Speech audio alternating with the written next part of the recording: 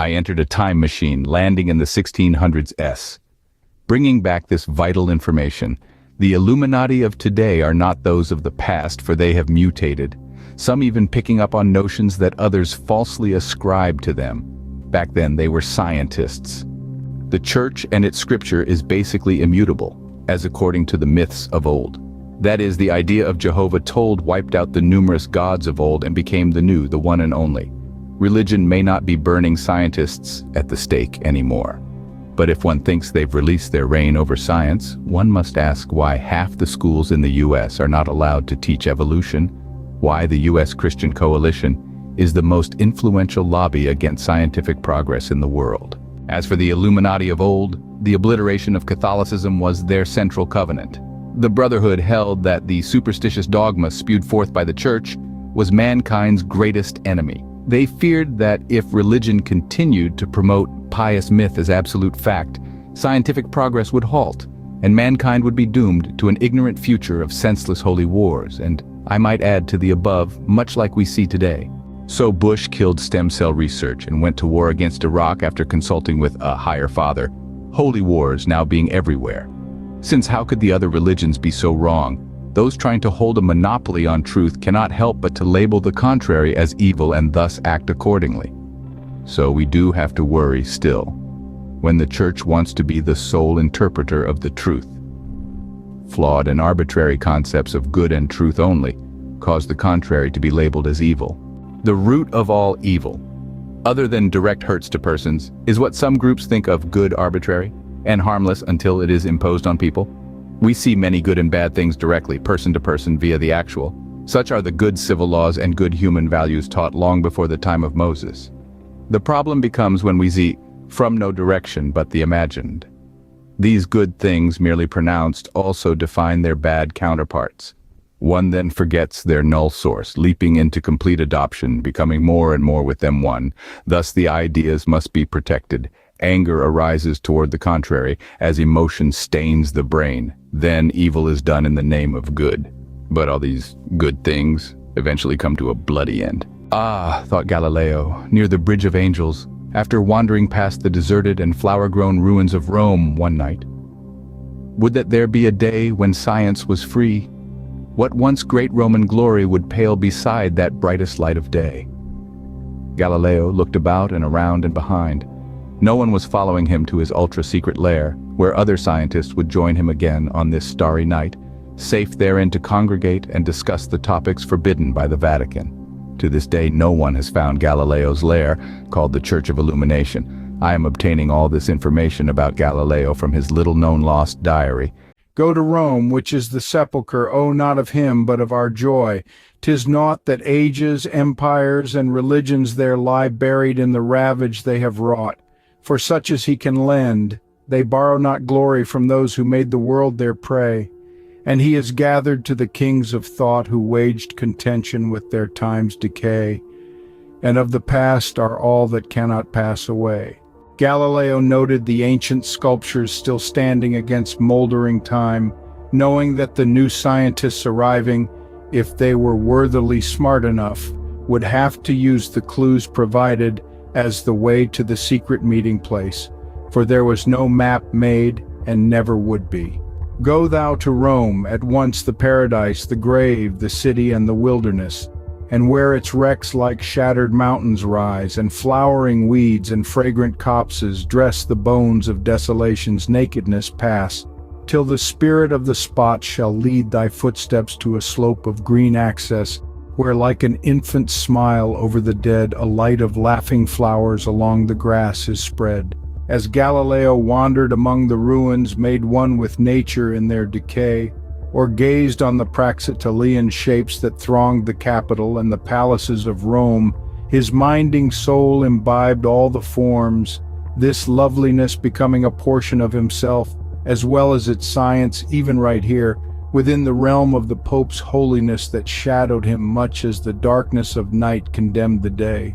And gray walls molder round, on which dull time feeds like slow fire upon a hoary brand, and one keen pyramid with wedge sublime, pavilioning the dust of him who planned this refuge for his memory, doth stand like flame transformed to marble, and beneath a field is spread on which a newer band have pitched in heaven's smile their camp of death, welcoming him we lose with scarce extinguished breath.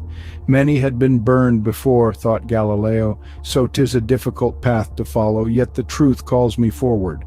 And so he had published The Starry Messenger. Later on, Galileo had argued that the Bible had to be interpreted in the light of what science had shown to be true. Galileo had several opponents, and they made sure that a copy of the Letter to Castelli was sent to the Inquisition in Rome. In 1616, Galileo wrote the Letter to the Grand Duchesses, which vigorously attacked the followers of Aristotle. In this work, which he addressed to the Grand Duchess Christina of Lorraine, he argued strongly for a non-literal interpretation of Holy Scripture when the literal interpretation would contradict facts about the physical world proved by mathematical science. Galileo walked on slowly, for his health had become poor, and noted the setting moon.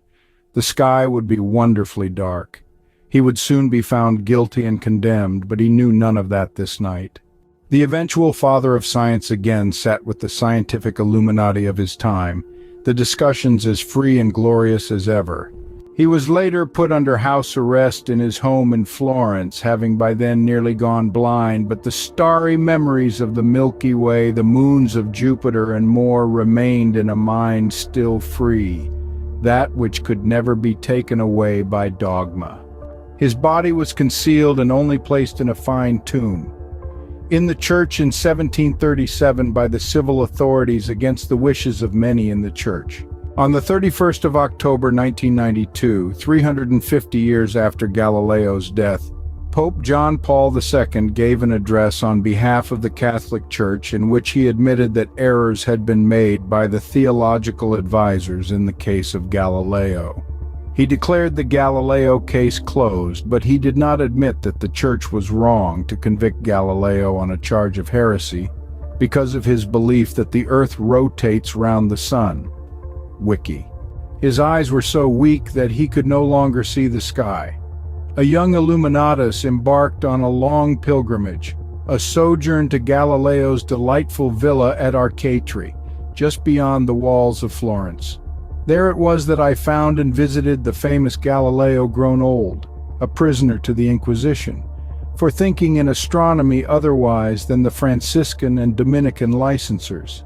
I was his last disciple, as you say. I went to him at 17 years of age, and offered him my hands and eyes to use. Galileo recalls the momentous occasion, that day of days, when, quietly as a messenger from heaven, moving unseen through his own purer realm, among the shadows of our mortal world, a young man with a strange light on his face knocked at the door of my house. His name was John Milton. Milton at the gate. "Friend, let me pass." Dominican. "Whither? To whom?" Milton. "Into the prison, to Galileo Galilei." To this the Dominican guard protests that where Galileo is being held there are no prisons, only confinements of sorts for those guilty of heretical pravity and other less atrocious crimes. Not to be taken in by such rhetoric, Milton stands his ground and demands, on divine authority, that the gates that confine the great astronomer be opened at once. Responding to the demand, the Dominican guard can only admire the young man who confronts him. To himself the guard exclaims, "What sweetness, what authority, what a form, what an attitude, what a voice!" After which he acknowledges that his sight staggers, the walls shake. He must be, "Do angels ever come hither?" Plots had been perhaps laid against Milton as one who had seen and heard matters that were best left untold. In Galileo, frail and old, Milton had seen one of those near-blind illustrious of whom he had so often dreamt, and of whom he was to be himself another. Oh, dark, dark, dark, amid the blaze of noon, irrecoverably dark. Some thought that Milton's Lucifer, Latin for light bringer, came off much better in Paradise Lost than did God himself. Better to reign in hell than serve in heaven. Gravity fell from its fundamental throne, being a blend of matter and motion. As with time, if we take away what's known, its attraction fades into oblivion. 'Twas here his final resting place in a church, at last enshrined as the father of science, embellished as the master in stone he's ever looking up whence forth came the light from the starry skies. Translating Novus Ordo Seclorum. Novus means new, young, novel. Ordo means row, series, order. Seclorum means of the ages, of the generations, of the centuries. Thus, a new order of the ages or new world order. Ultima cumae venit iem carminis aetas. Now comes the final era of the Sibyl's song. Magnus ab integro seclorum nascitur ordo. The great order of the ages is born afresh. Iem redit et virgo, redeunt Saturnia regna, and now justice returns, honored rules return. I am nova progenies caelo demititur alto. Now a new lineage is sent down from high heaven. Scene script. Back when religion persecuted science, the Illuminati became a secret organization taking refuge from the scourge of the church, the path of illumination. In 1600 Rome, the Baroque theater of political intrigues and inquisition trials, one of the most influential secret societies in history was born, the Illuminati. Gian Lorenzo Bernini and Galileo Galilei, the twin heads of the society, scattered throughout the Eternal City.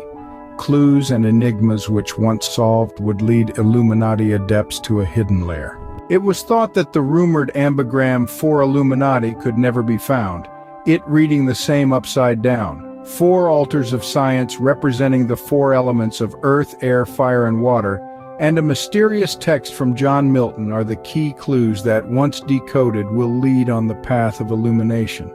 From Santi's earthly tomb with Demon's Hole, cross Rome, the mystic elements unfold.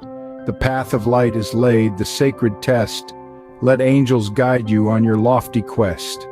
Doom? Behold this droplet of anti-world, my antimatter that LHC created, enough material to see. My God, a visible amount. See, here it is, suspended in a vacuum in this tube, for even the air would ignite it. Quick, send it away, get rid of it. No, for I have discovered creation. If Galileo had noted that Mars increased and diminished in size during its orbit, then this could have been a good clue, although perhaps not a proof, that the planets orbited the sun. The church wished him to just say that he only had a hypothesis, not a truth.